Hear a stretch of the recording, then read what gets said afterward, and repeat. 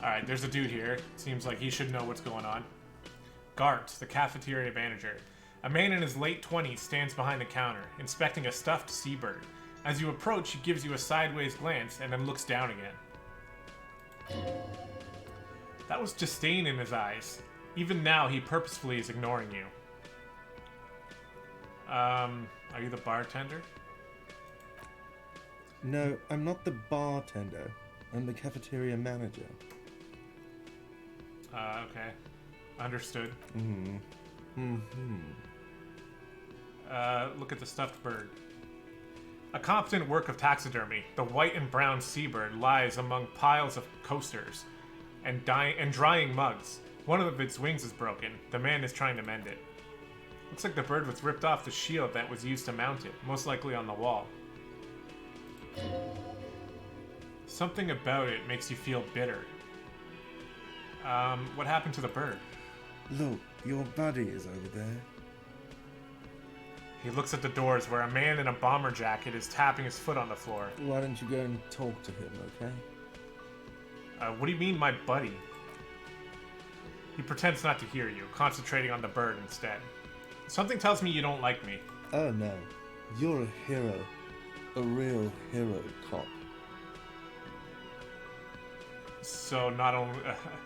wait, you're being sarcastic. Am I? Or did you ride in, take the body down, solve the murder, and not trash my hostel room? Oh my god, I did all those things? I'm guessing I didn't do any of those things? You're right, you didn't. And it's only taken you 3 days not to. What have I been doing all that time? Have you seen me around?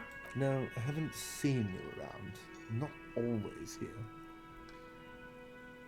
He looks down again and keeps plucking at the bird. Alright, I guess we leave. Let's just look around a little bit more. The menu has been wiped clean. Only the word Monday is written on it. This is a water cooler. A large bubble is rising to the surface. Sign here. Summer door closed for the winter.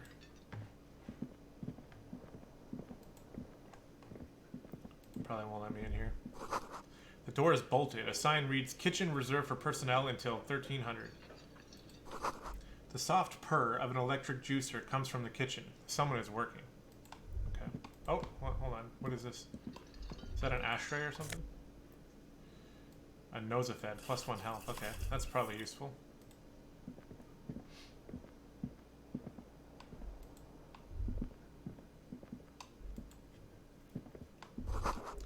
A sign reads, "Mess hall, reserved for union members. Doors open at 4 o'clock.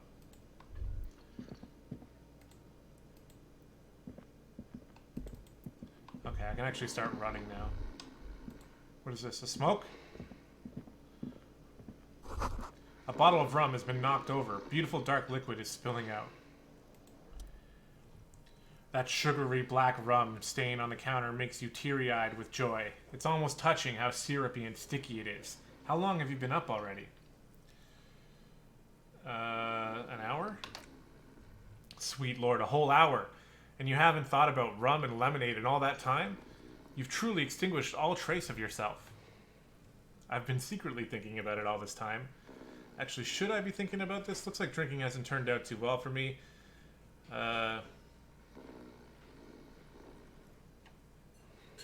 Yeah, I'm going to say that.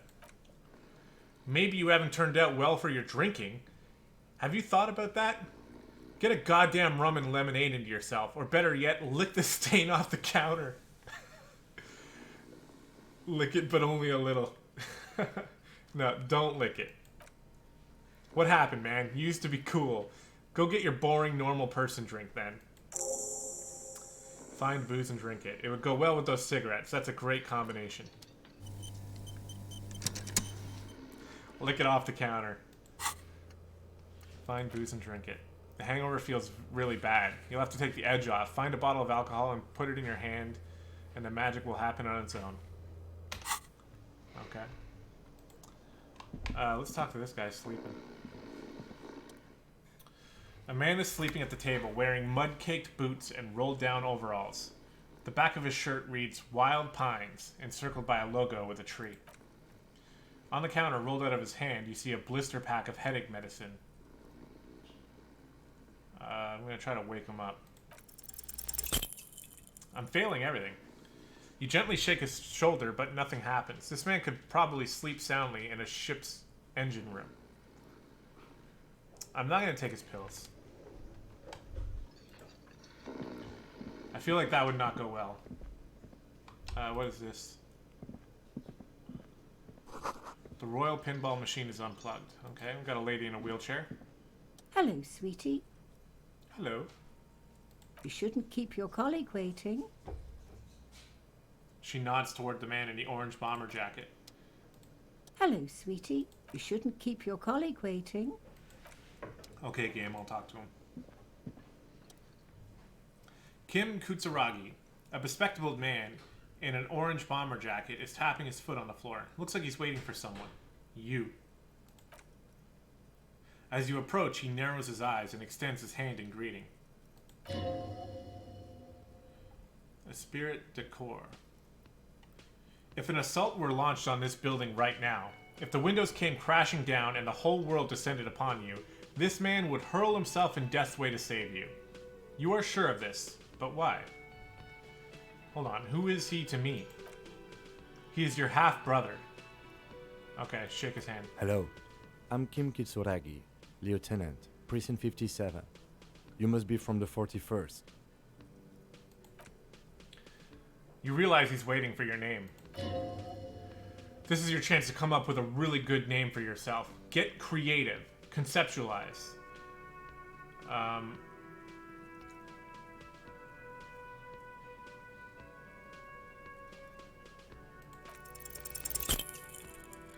Raphael Ambrosius Costu.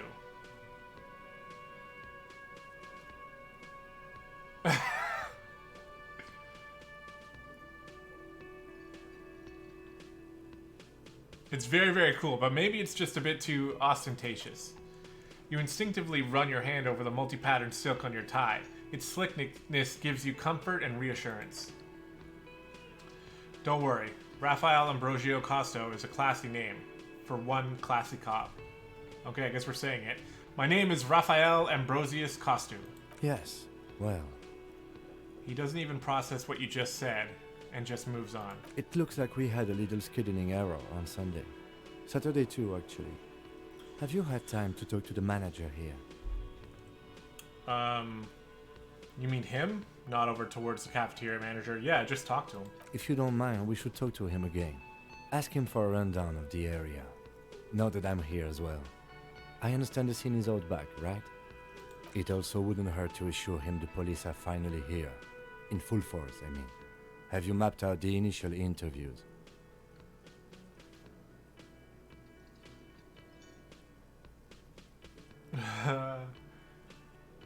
I haven't. Okay, we'll have time for that after we take a look at the coroner's case. Have you removed the dead body from the tree? No. So the body is still in the tree. This is the first time you detect weariness in the lieutenant's voice. It's obvious he would have preferred for the body to no longer be in the tree. Where it has been hanging for 7 days straight. We should go there as soon as we are done talking to the owner.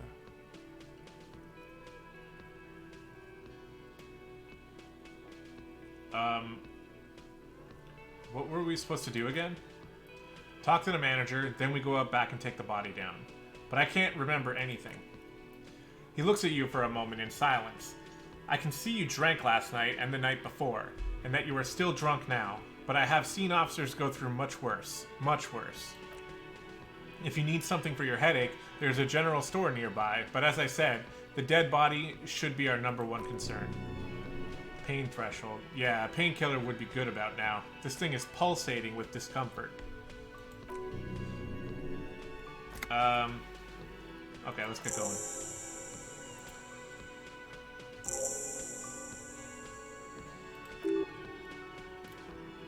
If you're about to embark on an investigation, shouldn't you have a badge?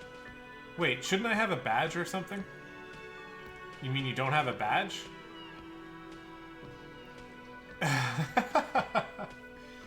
It wasn't on me when I woke up.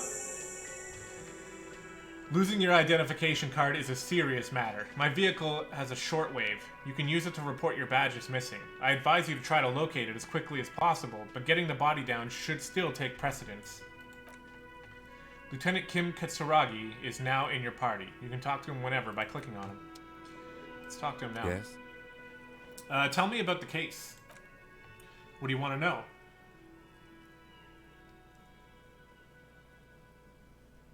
Literally anything about it. I can't remember a single thing. Maybe you can tell me what you do know to help me narrow it down a bit. I know literally nothing about it. Only what you told me before. Do you want me to brief you? Brief. Yes, that sounds good. 3 days ago, the RCM Emergencies Desk received a report about a security guard who was found hanged in Martinez. An anonymous caller said there was a dead body behind the Whirling in Rags hostel cafeteria. The cadaver has been there for 4 days, or had been there for 4 days, and no one had come to investigate. During that time, the victim had been stripped of his belongings. The caller did not identify him, but used the word lynching. There is an ongoing labor dispute between the local dock workers and a logistics company, Wild Pines. I was told we should approach the death as part of this dispute. Does the briefing say who the victim was? A security guard or worker of some sort hired by Wild Pines. This was just hearsay from Martinet, of course. We need to find out the truth. And who was the caller? To find him or her is one of our tasks here. For now, all we know is that the tone was muffled using a device of some sort. The desk could not identify neither the caller's age nor sex.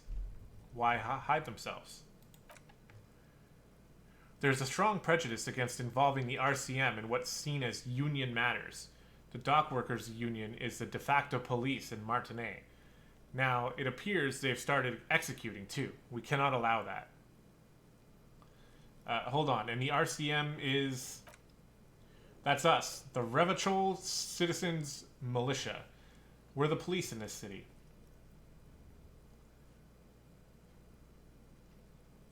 Of course, yes, I understand. Just to be clear, we are police officers. It is our job to find the killer. That's the case. Uncover and arrest the killer. Would you say this is a mysterious case? The lieutenant considers your question in a moment, or for a moment, but before answering. No, it's not a particularly mysterious case. Why not? He shrugs. The deceased is a security guard for a corporation involved in a labor dispute. It doesn't take a DeLorean polymath to put the pieces together. I just don't see this case getting any more mysterious than that. I was thinking something otherworldly might be involved, something supernatural. White male in his 40s, what more do you need? Personally, I think labor disputes are very mysterious. Okay. Probably isn't mysterious. Could it be sexy? I'm going to say this one. Personally, I think labor disputes are very mysterious. Then you're in luck, because we're in the midst of a major strike by the dock workers' union. Maybe more than that. The union clearly wants a piece, not just of Industrial Harbor, but the Wild Pines Corporation itself. I expect the case itself to be less challenging than navigating these community matters. This district isn't used to the RCM's presence, and the union rarely overplays its hand, as it appears to have done in this case. If we're from different precincts, why are we on the same case? I'm afraid you and I are pawns in a... He considers the phrasing. A pissing competition. His disdain is clear. The man would not use such an expression otherwise. What do you mean? You don't know? His eyes narrow. I assumed you were in on it. I don't remember being in on anything. That's good. Tell me about it. It's just stupidity. We shouldn't waste any more time on it. If you want my take, ask me after we've inspected the victim. You should tell me now. This seems relevant. Later. His voice is unflinching. Was there anything else you wanted to know about the case? No. We're good. I think you should know that I don't remember anything. He just arches his brow. I really don't remember anything. There was drinking involved. Have you tried concentrating on something other than your own personal affairs? There's a sudden harsh edge to his voice, like he's tired of hearing about your personal affairs.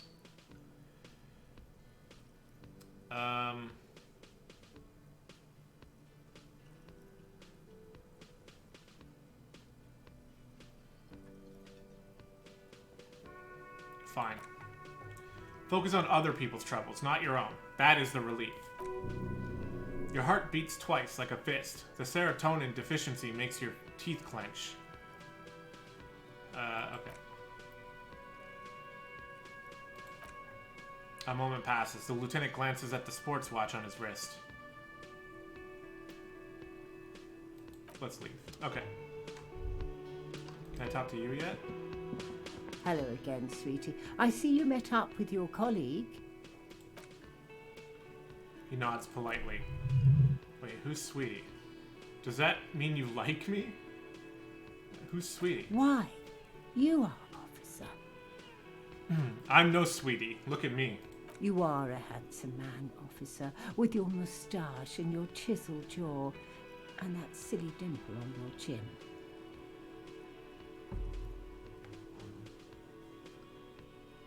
Thanks, I appreciate it. You must forgive me. I'm getting so scatterbrained, I completely forgot to introduce myself. I'm Lena. My husband Morel and I are staying with our friend Gary just down the street, but I come here for tea when they're away.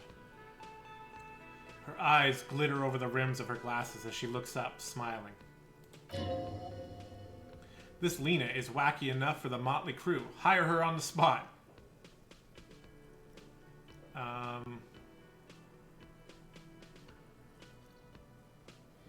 I don't know if you've noticed, but I don't know where I am or what I'm doing or anything. Her eyes follow your movements with some concern. Yes, officer, you look rather dazed, like a stunned fox, but surely things can't be that bad. Okay, she won't judge me no matter what I say, so I can say whatever.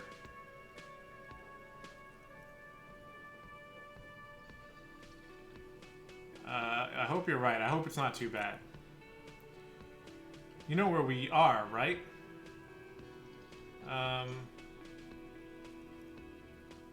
The Whirling in Rags cafeteria. It was on my keys. That's right. And where is the Whirling in Rags cafeteria itself located? See, I have no idea. In hell. We're all in hell. We're in the city of Ravachol, dear. I don't diddly squat about Ravachol. What kind of place is this? Her gray eyes widen. How would I even begin to tell you?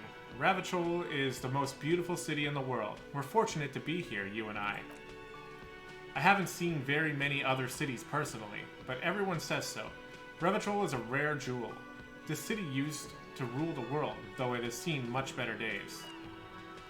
There is a pause as she studies your expression. You must look quite lost. Speaking of history, do you know what year it is?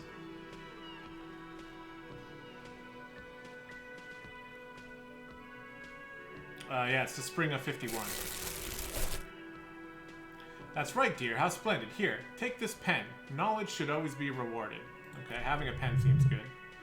Her relief is palpable. She was getting pretty worried about you there, but now she relaxes her shoulders. I can tell this is taxing for you, so I'll ask one more question.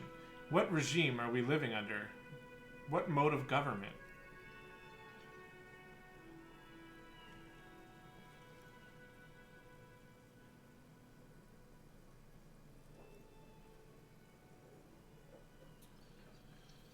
I would probably just say some kind of democracy, maybe. Nope, sadly not. Ravachol is what's called a zone of control, under an alliance of foreign powers called the Coalition. We have no government of our own, and what democracy we have is market-driven. If there's no government, how come there are cops? Yeah. Oh dear, she shakes her head, suddenly very worried. And you were doing so well. There aren't any cops in Ravachol, not in the traditional sense. The status of law enforcement has been a complicated matter since the revolution. But we should stop for today, sweetie. You look like you need a break. Besides, I'm not the best person to explain the big things to anyone. She's scared now. She's realized you really are brain damaged. Oh no. What is this revolution you mentioned? A defeat, I'm afraid. The people of this archipelago tried to build something new, something different. The rest of the world didn't like it, so they came and ended it. This was 42 years ago. But I'm a cop. Whatever it was hasn't stopped me. Of course, sweetie. I really don't know how to explain it better. I'm just a poor woman, she thinks. What do I know of these things? And how can I help you? Okay. How did I do?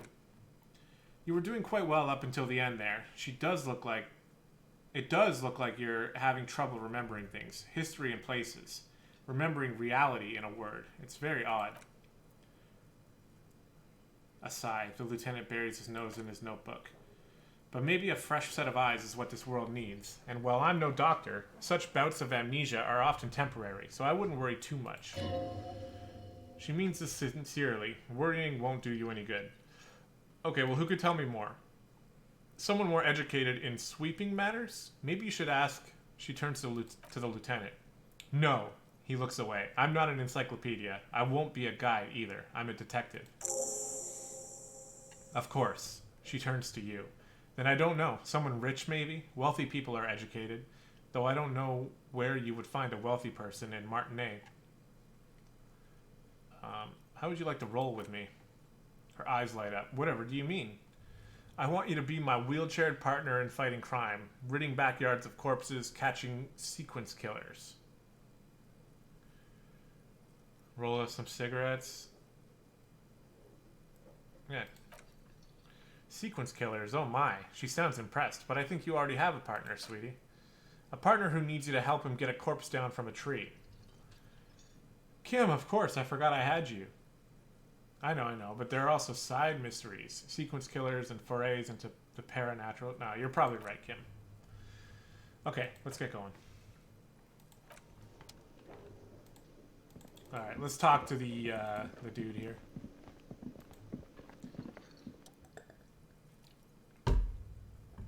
The man with the unimpressive beard notices you approaching. He drops the ledger he was holding and turns to the lieutenant.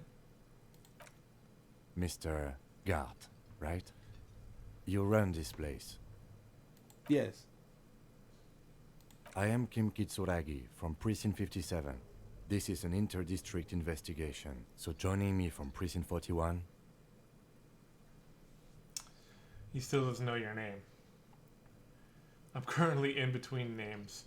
The Harbinger of Ruin. As I said, Detective Raphael Ambrosius Costu. Right. Now, I know it took us a while to arrive at the scene. It also took you a while to call us and report the dead body. It was you who placed the call, yes? No, I only just got here. It was probably Sylvie who called you. She usually works the bar here. I'm only temporarily taking over her duties. Do you have her number? As a matter of fact, I do. He looks behind a pile of coasters, finds a slip of paper, and hands it to the lieutenant. You said you just got here. From where? Are you a local?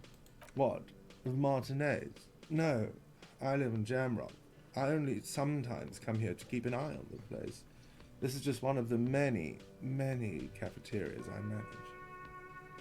But you still know your way around, yes? In case we need directions. Yes, I know where some things are. But as I said, I don't live here. I just used to work here. And I'm not going to start working here again, if that's what you think. I didn't imply that. Detective? Yes? I have everything. You? Oh, you mean do I have questions? Yes. He means, do you have questions for me? Like a police officer would. He's clearly agitated. Where exactly is the body? Behind the building, there's a courtyard. He points to the kitchen behind him. They hoisted him up a tree there. And how do we get there, then? That's easy. See that door there? He points to the west. First, you exit through that. Then to your right. You should see a big hole in the fence. A really big one. You can get to the courtyard through there. No need for the keys. The hole is big enough for the Franconidrian cavalry to fit through. Does he want you to feel guilty of making that hole? It's implied in his voice. Who killed him? I don't know who killed him. I'm not the police. That's your job. Did you kill him? What, are you crazy? Of course I didn't kill him. Suddenly you tense up. Blood is being pushed to your muscles. You should hound him on this. Hound him hard, the prey drive says. Did you kill him, Gart? No, I didn't. You can tell me, Gart. You killed him, right? I didn't. He turns to the lieutenant. I don't appreciate this. What is this? Why did you have to kill him? Do I have to answer him? He asked Kim. Is this mandatory? He stands motionless, his expression unreadable. Did he hurt you? Is that why? Did you get him some kind of sick... Did you get some sort kind of sick kick out of killing him? What are you, an idiot? I told you I haven't killed anyone. Anyone? Have you killed someone else then? He ignores you. Okay, why did Sylvie go away? She went away because none of your business. Fine. That's all. Alright, let's go. Not so fast, he points to you. You owe me 130 real. No one is saying the multi-pattern necktie you found tied to the ceiling fan can talk, but... Or, no one. It must be merely imagination, but... Let's bail. Time to push the eject button. Sounds like a responsibility. You don't like those. No, don't listen to him. It's madness. Just talk. What's real? Oh, excuse me. You owe me 130 real. He pronounces the R with a mock aristocratic accent. The IIR, or Intersolary Real, is the global reserve currency. Whatever part of the world you're in right now, it's safe to assume he means you owe him some money. Oh, I understand. You mean I owe you money. Wow, you're a genius. Yes, that's right, money. You owe this establishment 130 real. He points to the red ledger on the counter. Who does that clown think he is? Arrest him! Did I just hear my tie speak to me twice? What do I owe this place for? Let's see. He dramatically turns a page on the ledger. 3 nights at a tariff of 20 real comes to 60 real. Then there's the window you annihilated. The hole in the window was the first thing I saw when I came to work, so don't try to tell me you didn't. That would be 40 real in damages. Another thing you've annihilated is half the bar. You've run a tab of 30 real. Actually more, but we'll round it down to 30 for your hard work, maintaining the stability and order of Revachol. That's 60 plus 40 plus 30 equals 130 real.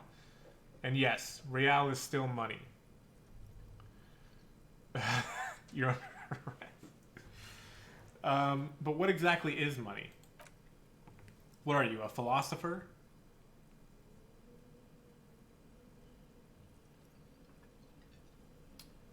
Actually, I might be. Money is what grown-up people use to pay for things. Things like this hostel room, or, he peeks into the ledger, 8 bottles of potent blend and 9 packs of Royal Extra. We use it for everything, really.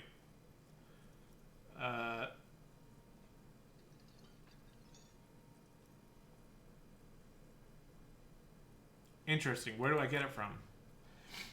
Are you serious? From your work? I don't know. You can take bribes, I guess. He looks at Kim. I'm sorry, I don't think cops take bribes. Some do take recompense. The lieutenant is dead serious, but only to survive. Why do I need it? For survival, to pay me. Unless you want to become a hobo. Do you want to become a hobo? There's nowhere else to stay in Martinez, and it's a cold spring outside. Money doesn't make you happy, but it lets you be unhappy for a while longer. If you run out of money, you die. It's like that for all of us. Me too. That's why I need you to pay me. He stops and says mostly to himself, I'm not an asshole. Okay. There's a shuffle of nylon, and Lieutenant Kitsurugi looks for something in his pockets of his orange bomber.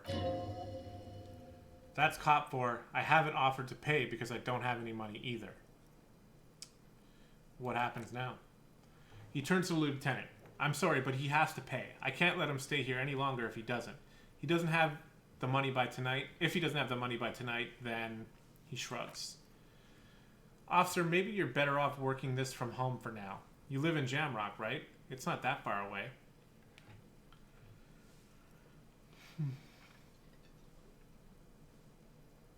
Fuck this place. I'll take my chances on the streets. I don't remember where my home is. Officer, a pattern of creases appears on his forehead. You really need to take this up with your station. I have a shortwave radio in my car. Call them and ask for assistance. We have to get this investigation started now.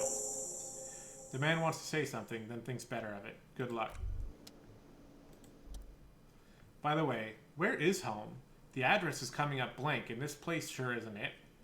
I really don't remember. But you've been in this hostel, cafeteria, for only 3 nights. Where were you before? You had to be somewhere. I don't know, near? South, maybe? You don't really know, do you? I don't. Does this mean I'm homeless? South, maybe, doesn't sound like somewhere you can stay if you run out of money.